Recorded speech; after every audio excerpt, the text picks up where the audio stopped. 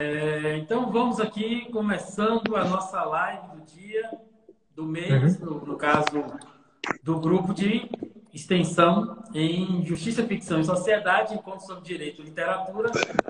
Esse nosso projeto aí que eu tenho que respirar fundo para lembrar como é que é o nome dele mesmo.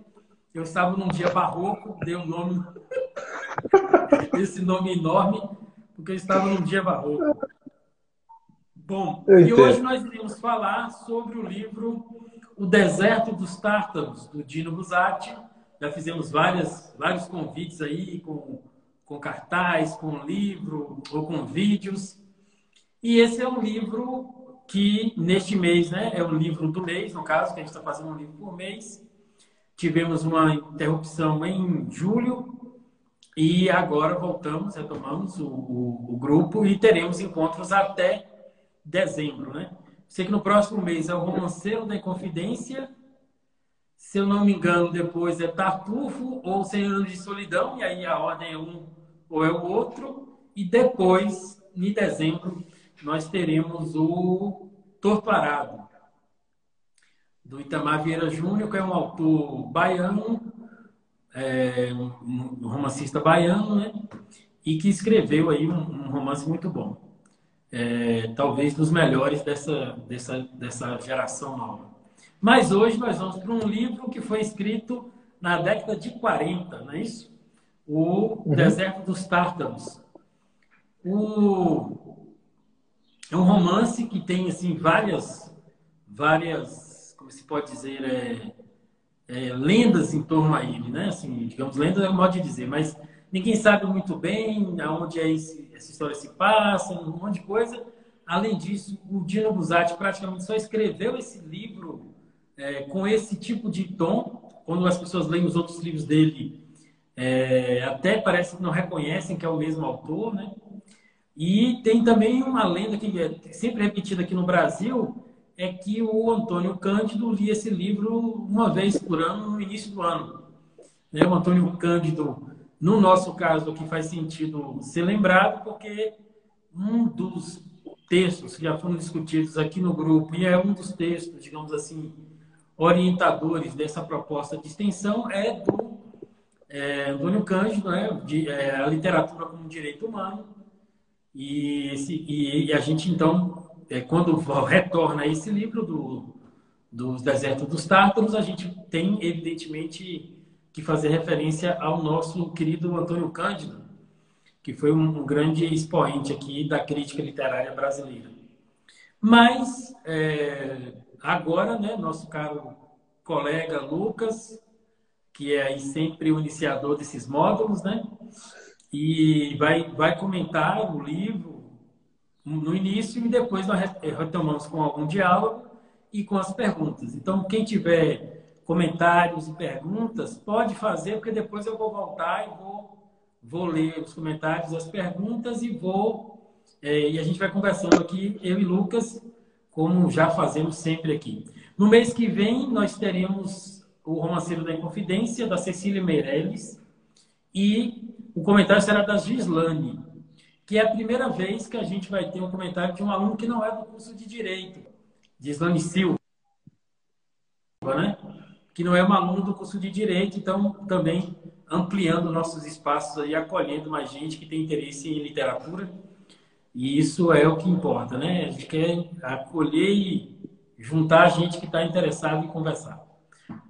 Pronto, Lucas, vamos lá? Boa tarde, pessoal. Eu ainda hoje eu acho muito curioso o fato de eu não ficar nervoso. Quer dizer, fico bem pouquinho, diante de centenas de pessoas, mas numa live eu fico todo desconcertado. O professor estava falando, achei até um fato curioso ele mencionar o Antônio Cândido, não só porque a gente trabalhou com ele no grupo, mas também eu, Léo, nós fizemos trabalhos usando o texto dele também como um dos materiais teóricos, mas hoje eu estava com o texto do Cândido, foi porque não deu tempo de ler, que era falando sobre a personagem de ficção. Chegou num ponto ali que eu falei, porque ontem eu tive um certo insight, eu falei, não, cara, aí eu fui discutir uns negócios com o Gustavo, lembrei desse texto, ainda abri para olhar, só que na hora foi aquela tanta ideia que veio que eu acabei não olhando nenhuma. Ficou só sim, eu já falei boa tarde, né, pessoal? Qualquer coisa que tiver obscura, vocês me perguntam. Sim. Esse livro, ele conta... A proposta dele acaba sendo relativamente simples. Eu acho assim que é tão simples que quando eu li, eu confesso que eu fiquei meio decepcionado. Eu fiquei até pensando, rapaz, esse livro... Porque é basicamente... Eu às vezes vou esquecer o nome dos personagens, que é uma coisa que eu não sou muito bom de lembrar. Ele é basicamente a história do Forte Bastiani, embora o personagem principal seja Giovanni Drogo, e lá há todo um imaginário onde haveria uma possível invasão dos tártaros, né? Fica numa área de fronteira, né? E eles ficam guardando esse forte. O Giovanni, como um jovem, acabou de ter sua formação na academia militar, ele vai para lá, todo cheio de sonhos, imaginando naturalmente coisas novas sempre, é como geralmente jovem sempre espera, né? E quando ele chega, ele encontra a maior monotonia. A primeira recepção dele já é alguém que meio que não dá tanto a mínima pro forte, ele já começa até a estranhar como é que é um lugar importante, que ele tinha no seu imaginário que era um lugar importante. Como é que é uma recepção dessa pessoa? E quando ele chega lá, ele já está incentivado nessas primeiras conversas a, assim que ele puder, ele pedir transferência. Porque diz que não tem nada demais. Só que aí, ao mesmo tempo, as pessoas dizem isso para ele, mas falam, não, mas fica um tempo que é bom para você, conta o tempo em dobro, e é fácil a gente arranjar. Só que aí, aos poucos, ele começa a se envolver com aquela rotina, e inclusive quando ele supostamente tem essa oportunidade de voltar, né, após os exames médicos, ele simplesmente fica. E como o livro mesmo diz, inexplicavelmente ele fica lá. E a história toda, ela vai... É bom não falar o final, né? Porque Vai pode ter indo alguém não aí. leu, né? Já tá falando no final Tá logo no certo. início, rapaz. Não, é porque eu tô pensando até onde eu posso ir. E aí... Spoilers sempre vão aparecer, mas aí vai de leve, né? Ah, sei. Se bem que eu acho que esse não é um livro, na verdade, esse não é um livro de spoiler. A meu ver, não é. Eu mesmo comecei lendo o livro, como até falei no convite pela manhã, já dizendo o seguinte: eu tive essa má impressão por achar algo banal, porque basicamente toda a história vai circular no forte, todo mundo está esperando que chegue essa invasão para que eles defendam, e nada de acontecer essa invasão. Acontece tudo uma banalidade e nada dessa invasão.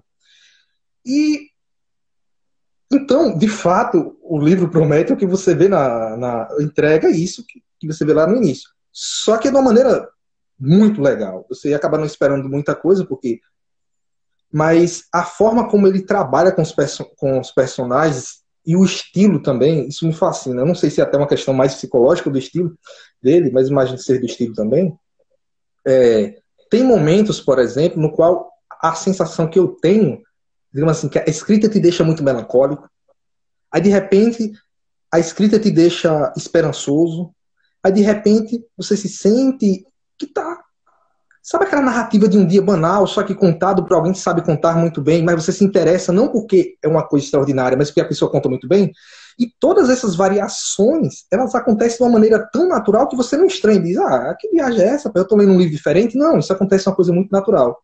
E tem uma outra coisa também que eu achei fascinante, ontem eu tive um insight, inclusive, estava ajeitando a casa, e foi quando estava ouvindo novamente aquela live sobre a arte sacra. Estava ouvindo e fazendo umas reflexões, e me veio aquela questão sobre... Eu lembrei de uma crítica que se faz a alguns tipos de personagens, aqueles personagens que eles são personagens que basicamente reagem, que eles parecem não ter ideais, que você não vê na história fundamentação. Você pode dizer, não, ele age assim por quê? Você não vê tanto um background, não, ele vai simplesmente reagindo, acontece uma coisa, ele vai. No meio que não deixa a vida me levar. Eu senti isso no Drogo. Isso, em si, acaba sendo, vamos dizer assim, um tanto, talvez, decepcionante. Não, porque a forma como o autor trabalha isso é bem interessante. É tanto que eu fiquei pensando, será que esse livro não seria uma grande metáfora, uma grande ironia?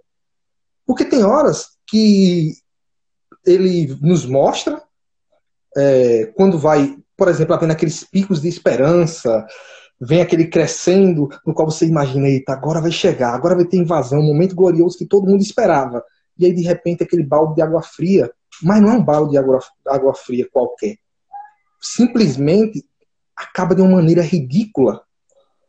Mas é um ridículo ruim, mas assim, o personagem, por exemplo, envolvido, que nem vou contar, tem uma morte mesmo que me deixa, a primeira, né, que me deixa triste, acho que é do Lazares, se eu não me engano. Eu fiquei pensando, cara, que ridícula a forma que ele morreu. Eu achei, tipo, ridículo, mas ao mesmo tempo pensei, cara, que genial, isso soou pra mim tão irônico, porque, tipo, todo aquele momento, preparado para algo grande, mas no fim, é como se não chegasse a lugar nenhum. É como se todos aqueles esforços que eles empregassem ali não levassem a lugar nenhum. Porque aquele cara, por uma teimosia, saiu do forte, só contextualizando, ele saiu do forte. Para você entrar em certas áreas, tem que ter uma senha. Ele saiu, porque ele teimou com um certo cavalo que foi avistado longe, era dele. Só para falar, o forte lá era tudo muito parado. Mas é tudo muito parado mesmo. E é tanto que era área de fronteira, do outro lado tinha um deserto. E aí o cara teima que o cavalo é dele, e quando ninguém percebe, ele sai. Aí o pessoal, com medo dele tomar advertência, responde a chamada por ele. Só que isso acabou sendo pior, porque ninguém percebeu que ele tinha saído, a não ser os amigos. Quando uma pessoa que estava lá, o atirador, foi dando sinal, perguntando quem era, ele insistiu, acabou que no último ele tomou um tiro e morreu. Aí eu olhei bem assim e falei, todo esse esforço, assim, pelo menos soou pra mim assim, ridículo, talvez tenha soado ridículo, porque de alguma forma, naquele momento, eu fui me sentindo assim, excitado, como algo legal vai acontecer, algo diferente. Porque eu acho interessante que o livro, quando tem monotonia, que eu sinto monotonia eu particularmente, não é como se fosse uma monotonia por, vamos dizer assim, porque o cara foi desleixado. É uma monotonia que faz todo sentido com a narrativa. É como se fosse uma monotonia porque você literalmente está olhando uma história a partir dos olhos do autor. E ele estava vendo algo monótono e você precisa enxergar essa monotonia. Então, aquele foi um momento para você observar como como era a vida deles, no qual uma mera situação de sair do forte para poder pegar um cavalo conseguiu ser excitante. E você pode pensar que talvez seja só, não, meu estado de espírito. Pior que não é meu estado de espírito. Somente. Porque quando você vai observar as coisas que fazem com que o Drogo depois queira continuar ali, são coisas tão banais que não faz sentido nenhum. Pelo menos assim, do ponto de vista de nós observadores. Como, por exemplo, ele está lá em toda monotonia. Por insistência do amigo dele, ele volta para a cidade. Quando ele chega na cidade, de repente ele encontra uma mulher, né, que era uma mulher que ele até fala antes, né, de escrever uma carta, não lembro se ele chega a escrever, ele diz talvez casasse com ela. Observe, eu acho ele um personagem que, eu penso que isso é ironia, porque, por exemplo, ele não chega a dizer eu quero isso. Ele diz, talvez eu chegue a me casar. Ele não chega a dizer, não, eu quero. E talvez a gente chegue. Quando ele encontra com ela, ela vai fazendo aquele teste de comunicação, que é normal, quando você não vê alguém há 4 anos. E ele simplesmente pensa em fazer algo, mas não faz. Ele pensa em dar continuidade, mas não faz nada. Ele pensa em quebrar a frieza, mas ele continua dando motivos para que seja frio. Tem um momento, por exemplo, que eu até fiquei com raiva de um cara, ele chega na casa de uma pessoa e quando ele chega lá, de repente ele vê uma mulher que chama atenção. Aquilo eu já me animei, porque eu falei, Drogo tá se encantando com outra coisa que não seja simplesmente aquela monotonia. Sem falar que quem é que não... Eu acho que muita gente já deve passar a situação de que você quer conversar com alguém e não sobre algo, que chamaria para conversar sobre arma, e a pessoa chega e te chama e você tá ali só dizendo, pelo amor de Deus, me larga que eu não quero falar desse troço, eu quero conversar com aquela mulher. Só que ele simplesmente não age. Ele vai, fala, no final, quando ele olha, você pensa, eita, vai surgir um romance. E olha que eu não gosto de romances, porque geralmente eu já sei que no geral dá certo. Mas o que acontece? Ele simplesmente olha, não encontra e continua lá. Sempre, vamos dizer assim, sendo um personagem que parece não ter vontade. Ele reage aos desejos que o ambiente provoca nele e de uma forma muito passiva. Se o desejo não for muito forte, ele se mete elevado. E aí, meio que finalizando essa parte aqui, eu tô com medo da hora que eu tô falando muito, que eu não sei, eu lembrei que eu estava conversando com o Gustavo, né? Que eu gosto bastante de animes, né? eu falo com as pessoas até sobre, e ele estava conversando sobre um tipo de personagem que realmente eu costumo não gostar deles, que são esses personagens que muitas vezes na história ele você não, ele simplesmente reage às coisas e, no caso, você não vê um bom motivo para aquilo. E aí eu tava falando com o Gustavo ontem, mas por que eu tive aquele insight durante a live? Eu falei, mas por que será que esses personagens, apesar disso, tem pessoas que gostam muito deles? Aí eu me lembrei, será que não seria porque o homem moderno se sente assim, alguém reativo? Alguém que simplesmente não se sente dono da sua própria vida? Alguém que, por exemplo, não, mas o governo fazendo isso, o que é que eu faço? Não, mas as pessoas são intolerantes. Sim, mas o que é que eu faço do que está dentro do campo? Não, mas isso é injusto. Sim, mas o que é que você faz? Não falando de chegar e vamos juntar umas pessoas aqui e fazer uma revolução, atirar, matar político, mas não é sobre isso. Não é falando sobre, vamos dizer assim, coisas sempre extraordinárias. Os mais velhos têm uma coisa bem interessante que eu achava, que eles diziam assim, antes de você querer cuidar do vizinho, varra primeiro o seu quintal. Então, quantas vezes a gente não se incomoda e nem varrer o nosso quintal? Então eu comecei a pensar, será? E aí me surgiu, assim, depois dessa reflexão, que esse livro talvez possa ser uma ironia a isso, né? Até porque já é 1940, né? Já tem muitos efeitos ali da Revolução Industrial, já vem, salvo engano, já é a época quando começa a surgir a chamada arte de massa, né? Se não me engano, né? Eu tô um esquecido pouco agora. antes já, a arte de É um pouco antes, né? massificação, né?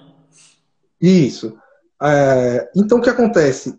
Me soou que isso possa, de alguma forma, ser uma ironia, porque, de fato, pelo menos eu tenho a sensação, posso estar errado, que muitas vezes a gente está sempre de uma forma passiva diante das coisas.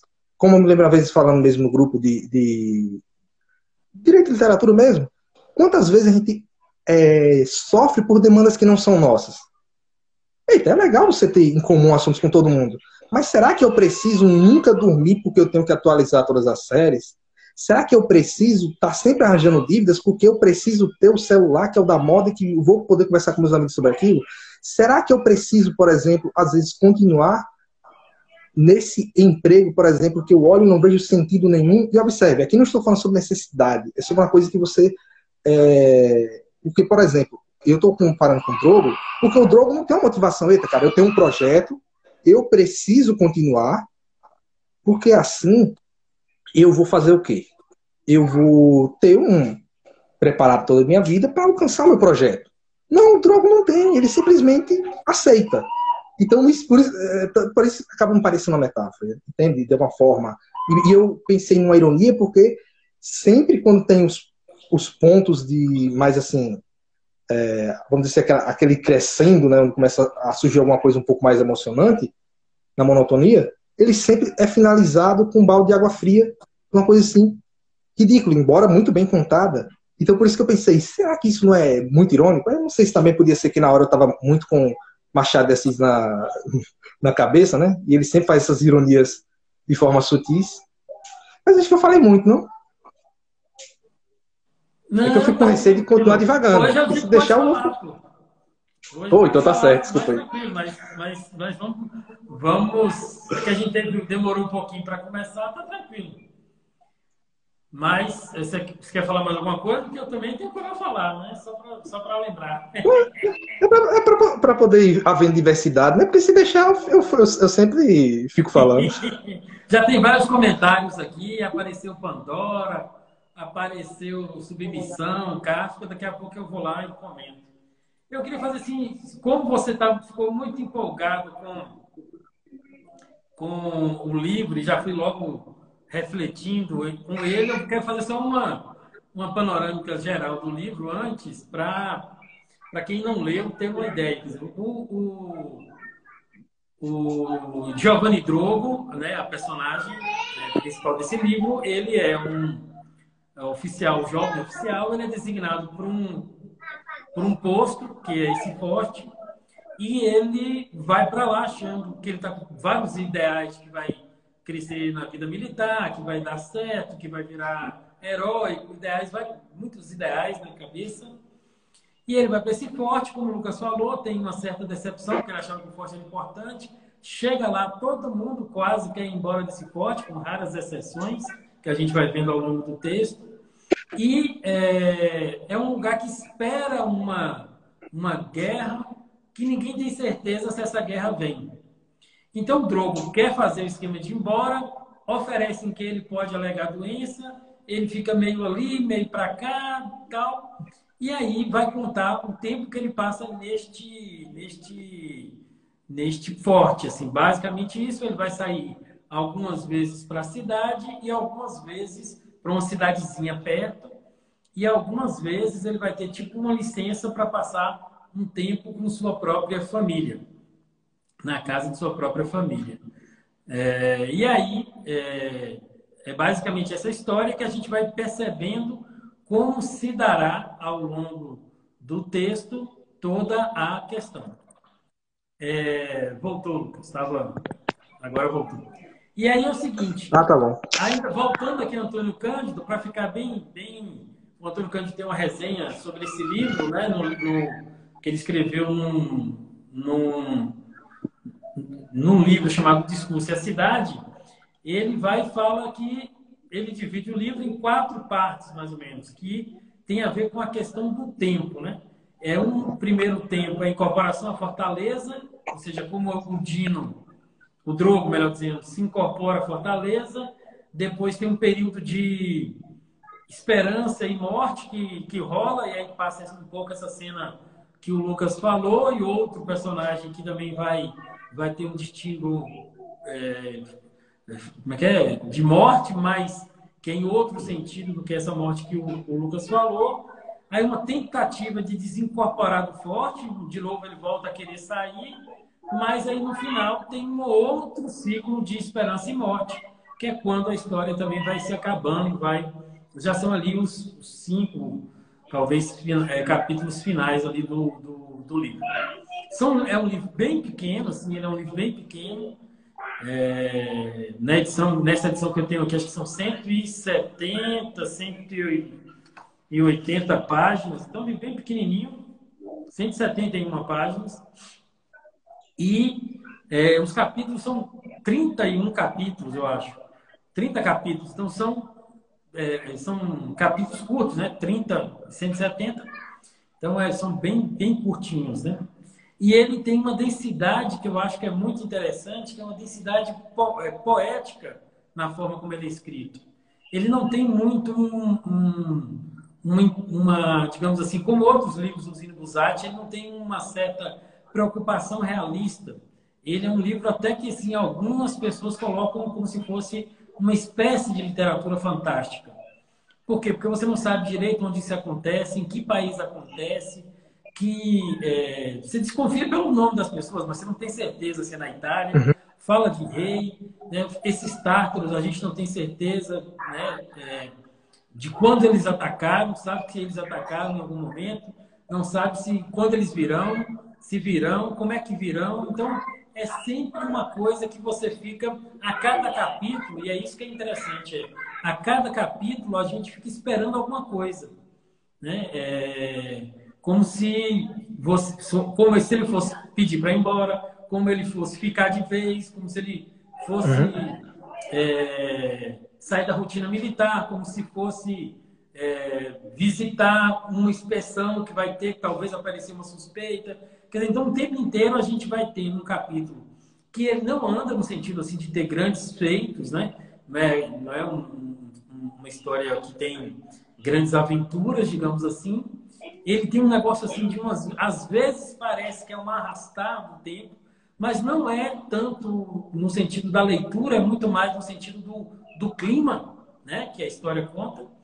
E a gente vai acompanhando essa vida desse sujeito que parece ficar aí muitos anos, que a gente acha que é uma coisa que começa com 4 meses, 2 anos, 4 anos, 10 anos, 15 anos mais ou menos.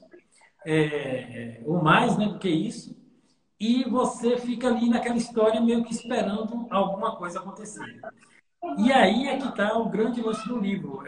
Esse livro, ele tem, me parece, que uma noção muito forte de autorreflexão sobre a própria vida.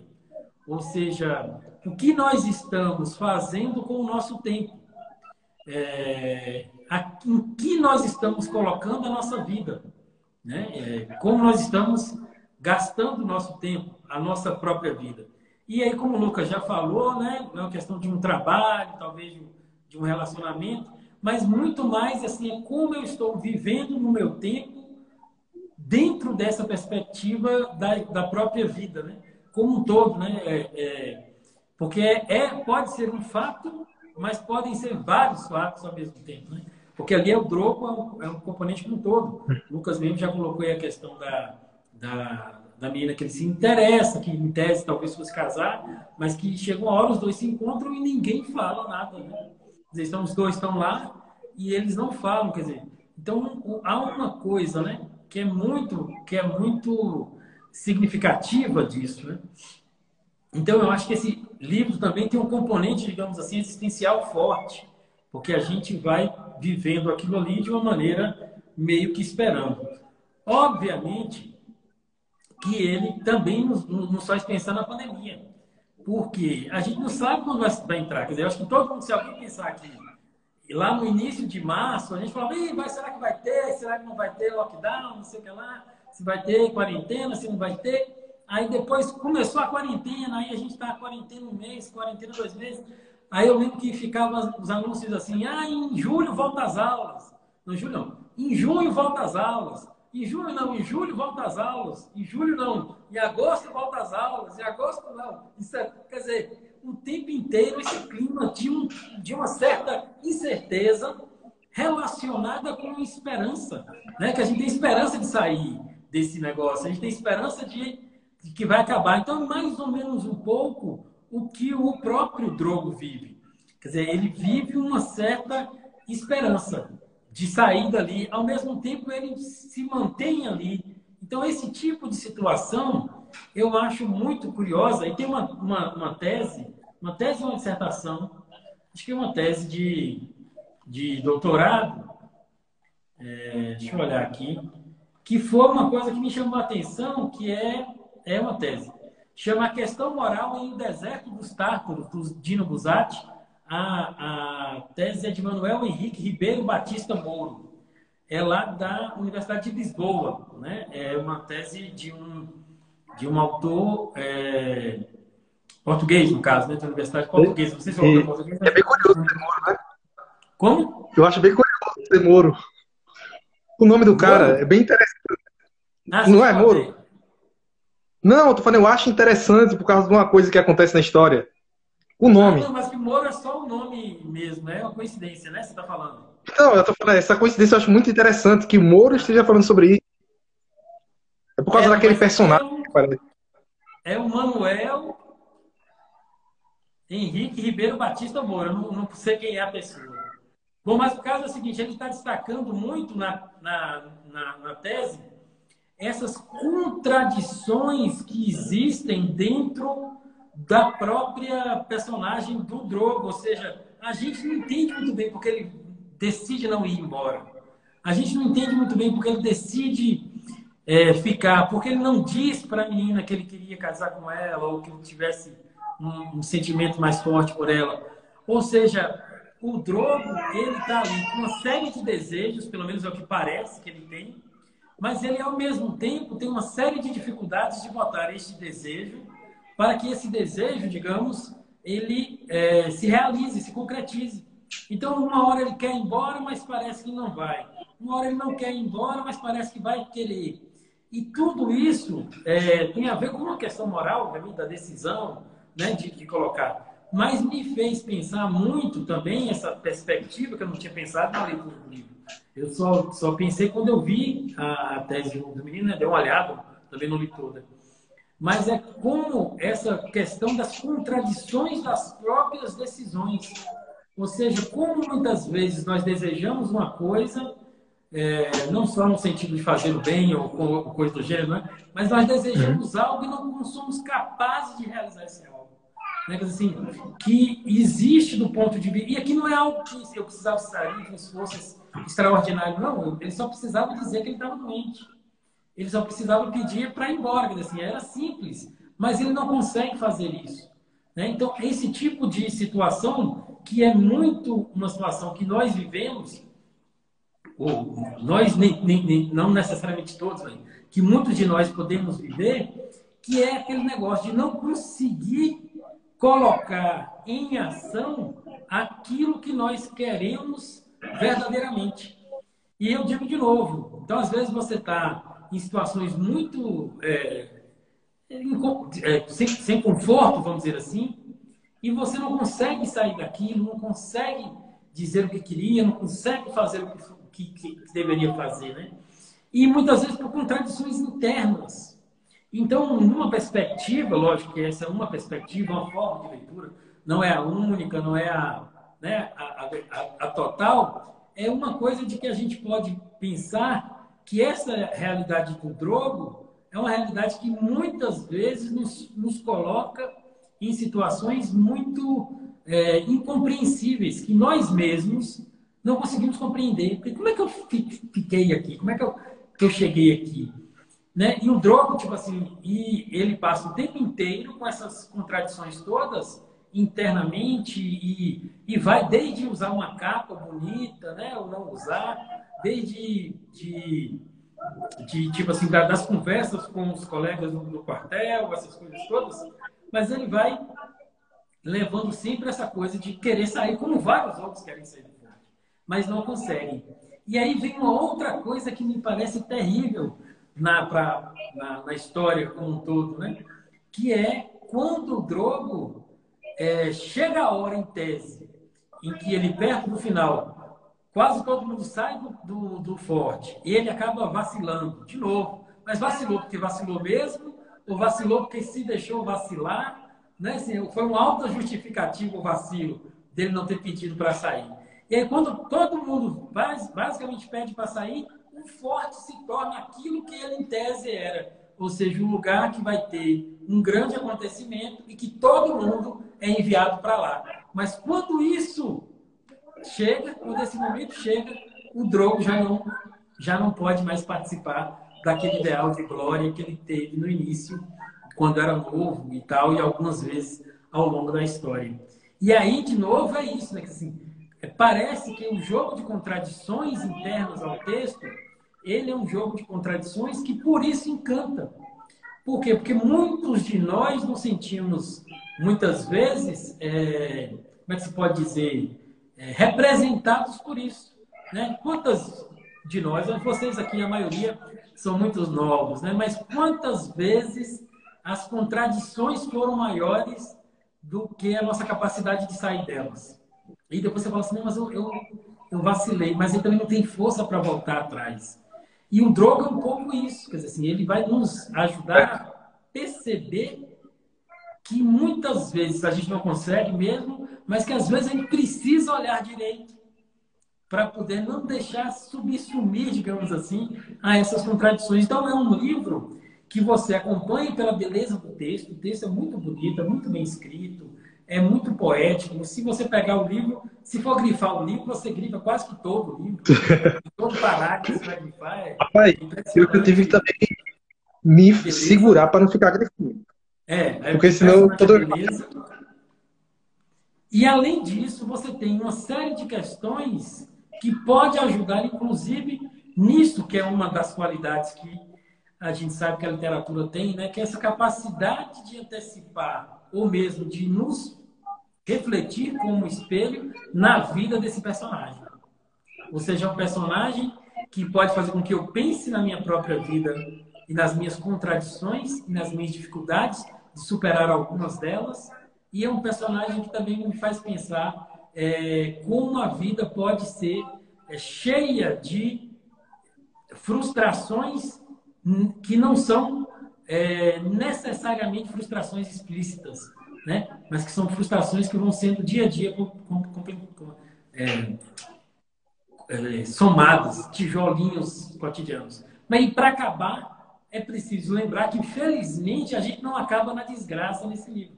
Esse livro ele tem um final, em alguma medida, edificante. Edificante não no sentido heróico, não, mas edificante no sentido de uma certa paz consigo mesmo no final da história. Ou seja, a vida, como diz o Viktor Frankl, que a gente fez uma uma live um tempo atrás, a vida muitas vezes ela só vai fazer sentido totalmente no final, né? Quando chega o final. É meio triste dizer isso, mas o sentido total muitas vezes só se vai dar no final. Diga, Lucas, você ia falar alguma coisa? E eu ri na hora, porque esse livro me deu vontade de ler tanta coisa. Inclusive o Viktor Frankl. Então, é por isso que eu ri na hora, entende? Só que eu não sei se é porque eu às vezes sou muito mais trágico, talvez por questões metódicas, né? Eu lembrei muito do livro A Morte de Ivan Ilitch durante a leitura. E eu sempre tinha aquela sensação de que todo o tempo estava sendo perdido. Eu acho muito curioso, eu estava até pensando aqui, será que eu estava refletindo sobre a questão do tempo? Porque essa semana eu estava refletindo algumas questões teológicas, né? Mas eu me lembrei que não, porque eu queria saber se era mais o texto ou uma questão psicológica minha. Mas antes dessas reflexões dessa semana, uma das primeiras coisas que eu notei no livro foi a importância do tempo nele. E a forma como o tempo me era apresentada, por mais que fosse sutil, mas era uma forma, digamos, meio corrosiva. É tanto que eu fiquei doido para voltar a ler os mitos gregos, né? Lembrei de Cronos, né? Engolindo seus próprios filhos, né? Porque eu tinha essa sensação mesmo, de você estar sendo consumido e você vai estar assim, mas cadê? Qual foi o sentido disso tudo? Então, por muito tempo, mas isso quer dizer, foi muito mais no início, eu senti uma sensação, eu tinha aquela sensação de estar sendo devorado pelo tempo. Depois foi se tornando mais algo que me lembrava a morte de Ivan Ilitch, porque fui sentindo que era como se ele estivesse sempre entregando vivendo por questões inúteis. Embora Ivan Ilitch seja diferente, que era muito mais questões de vaidade, né? Enquanto ele aí, a meu ver, era muito mais questões de inércia mesmo, né? Mas eu tô tentando falar pouco, eu acho que tem comentários aí, né? Eu vou ler, mas assim, não é, né, eu não sei se é inércia. Eu acho que essa ideia das contradições, elas são boas. Porque ele fica querendo ir, fica querendo voltar, fica querendo voltar, entendeu? E aí ele fica ali, eu acho que como tem uma expressão antiga, dizia assim, ele é crisento, entendeu? Ele fica ali cheio de crise, vivendo crise. Eu lembro que quando eu era mais novo, o pessoal ficava tirando onda comigo na universidade, e depois eu ligo lá da universidade, que eu sou doidinho com um livro sobre crise, assim, quando alguém fala, a crise do mundo moderno, a crise do não sei o que lá, eu ficava lendo os livros tudo, né? Tinha crise, tinha um livro, Crise e Filosofia, estava eu lá lendo, o meu negócio era crise, eu gostava de crise. Então, aí uma piada que eu mesmo falei, não é que eu sou crisento, né? Ou seja, que é um cara que gosta de ler sobre essas coisas de crise. Ele gosta de viver crise, né? Porque as crises aqui são crises numa escala muito maior, né? Assim, numa escala Eu sei. geral. Mas No caso, ele é um crisento interno, entende? Assim, e eu acho isso muito interessante, né? E tem um negócio também que a crise, né, até quando ele se afeiçoa ao forte e não é capaz de assumir esse afeiçoamento, entendeu? Ele se afeiçoa, que é aquele torpor dos hábitos que o forte deu a ele, e ele acaba, às vezes, não assumindo esse tipo, né? Ele assume, depois larga, depois vai. Então, são essas contradições. Mas vamos ler aqui nos comentários, depois a gente volta e vai falando. Aqui Isabela Maia disse: foi com esse livro que eu pude compreender o porquê da esperança ter sido considerado o mal da humanidade no mito da caixa de Pandora. Exatamente, é isso aí. E aí Marília fala essa monotonia e apatia. E Letícia concorda com Isabela e fala que a esperança dando lugar a uma perfeita ilusão. Você vê que todo mundo fez aí filosofia geral com um certo professor, né? E Marília lembrando que essa descrição que você colocou do tipo de personagem que é o Drogo, lembrou ela o personagem de Submissão, né? Que é um pouco também apático mesmo. E Marília continua. Essa mesma monotonia também me recordou o protagonista de um processo, até sendo jogado de um lado para o outro pelas circunstâncias. O processo foi outro texto que nós lemos aqui, né? E Marília continua também dizendo, esperando que as coisas se ajeitem por si, sem entender bem como são apenas indo na onda, né? E aí eu vou... quanto da vida perder vivendo? Acho que é isso que o protagonista faz. Diga, Lucas, comente aí, depois a gente continua.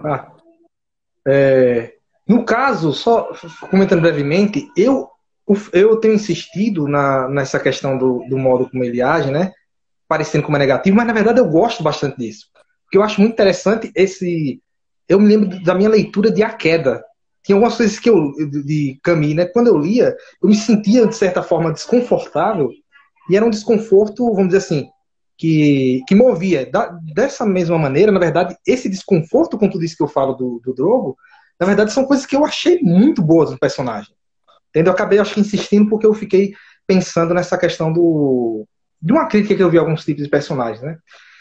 Quanto à questão do processo, eu me lembrei em alguns momentos também. Só que eu, pelo menos eu particularmente, eu acho um pouco assim diferente do processo. Em qual sentido? Que eu acho que a escrita do processo ela é muito mais maçante, talvez porque ele faça, eu tenho essa sensação que ele ironiza a questão do processo judicial em si, da morosidade e de muitas coisas. Então eu acho que o Kafka, eu tenho essa sensação de que ele acaba sendo muito mais duro na crítica. Então toda a leitura dele, embora o processo seja um livro que eu gosto bastante também, inclusive, é um dos primeiros que eu peguei o hábito de reler. Que eu antes eu não tinha o hábito de reler livros, né? Ele é um dos primeiros. Mas eu tenho uma sensação seguinte, de que, embora do ponto de vista processual, do conhecimento sobre a vida, o Joseph K. estivesse sendo jogado para um lado e para o outro, mas o Joseph K. normalmente, ele se apresentava, ele queria alguma coisa. Embora ele oscilasse muito, entendeu? Mas normalmente eu via isso muito mais colocado. Enquanto o Drogo, a gente não vê o passado dele, a gente vai vendo quem é o Drogo conforme a história avança. E o Drogo simplesmente chega um jovem, naturalmente é um jovem, não sabe muitas coisas sobre a vida e ele quer viver tempos de glórias. Então, não sei se até por questão de digamos assim, de idade, eu particularmente não identifico muito nesse sentido. Mas, digamos assim, se for falar dessa circunstância de que a vida vai, digamos assim, chutando eles feito bola, esse caso me lembra assim. Eu, inclusive, estava lendo e lembrando muito, então, apesar de achar bem diferente, eu estava lendo e lembrando muito do processo e doido para reler. Mais do clima, né? Eu acho que tanto a comparação é mais do clima do que dos personagens em si. Ah, entendi. Isso, porque que não anda, as coisas que não vão, ou um personagem que não sente muito, no caso do Submissão, né? Que é meio diferente, entendi. assim. Porque eu acho isso mesmo, que eu acho ele bem diferente também, o Joseph K. Na verdade, eu acho até, de certa forma, eu me compadecia num ponto de vista, assim, identificação como, digamos assim, do ponto de vista de um ser humano pensando, eu me identifico muito mais com o Drogo. Eu sinto ele muito mais humano. Enquanto eu acho, de certa forma, embora eu goste do Joseph K. mais antipático, entende? Digamos assim, sonso, de certa forma, né? Ele tanto que aqui a Gislane diz assim, esta obra me fez refletir bastante. Eu sempre me colocava no lugar do Drogo. Nos desertos das nossas vidas, estamos sempre esperando a grande batalha e que dela possamos ser vitoriosos. Que é mais ou menos essa identificação com o Drogo aí que você está falando, né? Que o Joseph K. não é muito possível e de fazer com o Drogo isso é mais comum. Eu acho também. Com o Drogo a gente tem uma sensação maior de identificação assim, do que com o K. Porque o K a gente acaba se identificando muito mais por conta de sofrer injustiças, incompreensões, coisas que a gente não entende direito. E aqui o Drogo é mais, ele tem que decidir algumas coisas e ele não consegue. Nesse sentido eu entendo. Só aqui para a de Isabela, que aí você comenta, se alguém tiver mais perguntas, gente, agora é a hora que estamos chegando perto aí de 10 minutos para acabar. Então, assim, achei interessante quando a história parece se repetir. Drogo agora na posição de capitão e o mais novo tenente indo em direção ao forte. Essa circularidade também é uma coisa que ajuda no tempo, né?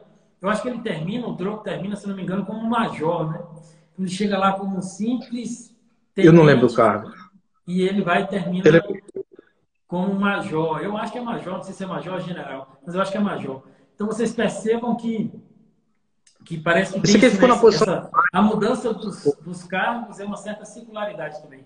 Diga, Lucas, comente aí. Eu sei que ele termina no mesmo cargo do Mate, ou é Mati, coisa assim. Que é aquele que Mas estava aí à eu frente. não lembro o carro do Latino. Eu Ah, nunca é, entendo esse verdade. negócio de carro do Eu também exército, eu não. nunca entendi direito. Mas Se fale você aí fa- sobre a é, questão da identificação com droga que você já tinha posto. identificar. Na verdade, essa pode parecer que desde o início que essa minha fala assim, em relação ao Drogo tem sido antipatia, mas de certa forma não. É como se eu tivesse como eu posso dizer, ao me identificar no Drogo, estivesse sendo duro com ele, porque eu de certa forma eu estivesse querendo me conhecer mais, porque eu fui percebendo assim, quando eu falei assim, principalmente de ontem, que foi muito mais esse insight no sentido assim, porque às vezes eu tenho essa sensação de que quando eu consigo verbalizar, eu penso melhor. Embora eu já sentisse um pouco mais, mas ontem eu pensei assim, quantas vezes eu fiz como o Drogo? Eu tô aqui e falo, eu gosto disso, não gosto não, mas pá, depois eu fico, acabo, não, por que eu tô aqui? Eu me pergunto, não sei. Não, por que eu tô fazendo? Não sei. Tipo, não, mas por que eu não tô fazendo o que eu quero fazer? Tipo, eu perguntar agora, não sei. Eu pensei assim, mas por que eu estou me deixando? Então, na verdade, eu tenho pensado muito nisso, porque de uma certa forma pensando, peraí, como eu posso ser assim tão Drogo? Então é meio como se eu estivesse criticando ele por querer me entender o quantas vezes eu tenho sido assim. Porque eu seria assim, muitas vezes a gente acaba sendo reativo, não só o que o ambiente faz conosco, mas aos desejos. Porque, por exemplo, um problema que eu falei muito do Drogo é que ele parece não querer nada. Só que muitas vezes nós também somos reativos no sentido de que, eu desejo tal coisa e vou fazer. Mas quantas vezes você deseja mandar a pessoa fazer o percurso, né, de Dante, né, a Divina Comédia, e parar lá no inferno? Inverso. A melhor dizendo, no inverso, né? E aí você pensa o seguinte, e você fala, mas às vezes você não devia falar. Às vezes era aquela pessoa, por exemplo, se você citou com ela precisava que você escutasse do mesmo jeito que muita gente escuta a nota sua. Eu falei assim, muitas vezes você acaba sendo, vamos dizer assim, cedendo as emoções, a todos os apetites, todos os desejos, na hora que você deveria pensar, não, peraí, será que eu deveria ceder assim? E muitas vezes a gente acaba não cedendo quando poderíamos ceder. Então, eu falei muito pensando no ambiente, mas muitas vezes a gente acaba sendo muito reativo do ponto de vista interno. Porque quem é que, por exemplo, não vai se sentir incomodado? Como posso dizer? Pronto, a gente no grupo de estudos mesmo, de pesquisa, a gente está lendo o que quer. Será que não há tentação, por exemplo, muitas vezes eu me pego nisso, de querer praticamente sacralizar Riquet e esquecer o seguinte, pera, ele está falando de um determinado lugar, ele tem determinados problemas para resolver. Então tem coisas que ele não pensou, então naturalmente ele não tentou resolver aqueles problemas. Muitas vezes a pessoa fica tentada, pelo menos eu muitas vezes me pego assim, tentado, a querer ficar sempre numa perspectiva só. Depois eu me lembro, não, vou tentar compreender, mas é preciso ter em mente que eu preciso dialogar com alguém mais. Não posso me fechar aqui, porque não é como se minha vontade, meu desejo moldasse o mundo. O mundo não cabe em palavras. Do mesmo jeito que a gente não consegue narrar a existência em toda sua totalidade. Então, eu estava até conversando esses dias, né? Inclusive, até o Iker fala nisso, né? Que não é, do mesmo modo que. Travou aqui para mim. Travou, para mim tá voltando aqui. Destravou. Estava Tá. citando o Falei bem Riquelme assim, aí. eu falei assim, que Riquet disse que, do mesmo jeito que não podemos lembrar tudo, não podemos narrar. Então, acaba a narrativa dependendo de escolhas, na verdade, de alguma forma. Só que aquele negócio, o fato de não podermos narrar tudo, não é só porque a gente não pode lembrar. A gente não consegue nem perceber certas coisas. Eu me lembro, um exemplo para mim que é paradigmático, o quanto, quando você não escuta uma música em outro idioma que você não conhece, você tem a melodia toda em mente, e quando você vai estudar o idioma, de repente você percebe que toda aquele som que você memorizou na mente não tinha nada a ver. Você fez uma aproximação que, à medida que você se aprofunda no idioma, você percebe que não tinha nada a ver mesmo. Então, para mim, não consegue nem perceber a existência, quanto mais contá-la em toda a sua totalidade, né? Então, de certa forma, também, apesar de ter falado desse aspecto do ambiente, reativo ao ambiente, mas muitas vezes a gente é reativo aos desejos. Demais, demais. E aí não que eu seja daqueles que esteja na tentação de achar que tudo é a razão, né? Que o ser humano não se resume à razão, e a gente vai estar desumanizando o humano, né? E aí caindo em outro problema. Mas, de certa forma, eu acho que é preciso, vamos dizer assim, ter uma vida refletida, né? Minimamente. Então, o Drogo tem contribuído muito. Tanto que eu fiquei muito incomodado de ter que lê-lo no celular. E eu falei, não, tenho que comprar esse livro, porque eu canso muito Então, e eu tenho aquele negócio de parar, refletir, toda linha eu ficava refletindo, fazendo diálogos mentais, mas e isso aqui? E eu não consegui tanto esse conforto por causa, no celular. E eu já estava até olhando os preços lá, ficar namorando na Amazon, para ver se dá um precinho bom, assim que eu puder comprar. E fiquei É, feliz de saber que esperar a tem pandemia, texto do Antônio Cândido sobre tem que esperar a pandemia passar e o imposto de livro não voltar, né? meu medo é esse. Mas, gente, E o pessoal perguntou pela câmera, tive uns probleminhas, não pude ficar num lugar tão iluminado. certo. Aldair está mandando um abraço, boa noite para você aqui, dizendo que faz muito tempo que não te. Que não. Que é quanto tempo? Falando de tempo, né? Não estou falando só de tempo aqui. Ah, pois falar com ele também, gosta muito de ler também, acabou até me presenteando com alguns livros, a gente conversava bastante sobre literatura também. Beleza. Abração aí, Aldair, também. Beleza. Eu vou ler só um trechinho aqui para perceber duas coisas que me parecem importantes. Um é como o texto ele tem essas coisas de contradições na própria escrita, assim, nas imagens, né? E a outra é uma coisa que me parece interessante, é a utilização ao longo do livro de Drogo e Giovanni. Né? Os nomes são usados pelo narrador, que é uma terceira pessoa, ele vai falando de Drogo e Giovanni. Né? Então, assim, aqui está na edição que eu tenho, a página 166.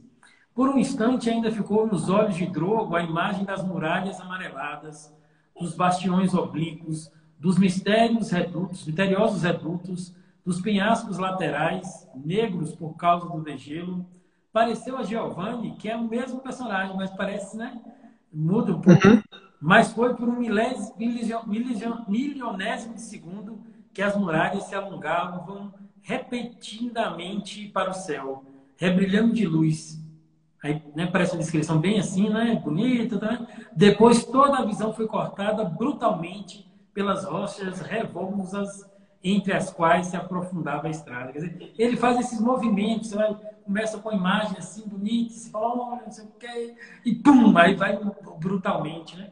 E outra, olha aqui outro trecho, né? Que é bem na página seguinte, diz: a carruagem parou no pequeno pátio diante da estalagem, justamente quando passava um batalhão de mosqueteiros. Drogo viu passarem ao seu redor rostos juvenis, vermelhos de suor e de cansaço, olhos que os fitavam admirados. Apenas os oficiais o cumprimentaram. Drogo estava doente numa, como chama, numa carruagem, né? Ouviu uma voz dentre os que haviam se afastado. Vai bem instalado, velhinho. Ninguém riu, porém. Enquanto eles iam à batalha, ele descia a insignificância da planície. Que oficial ridículo, pensavam provavelmente os soldados, a menos que não tivessem lido em seu rosto que ele também ia para a morte.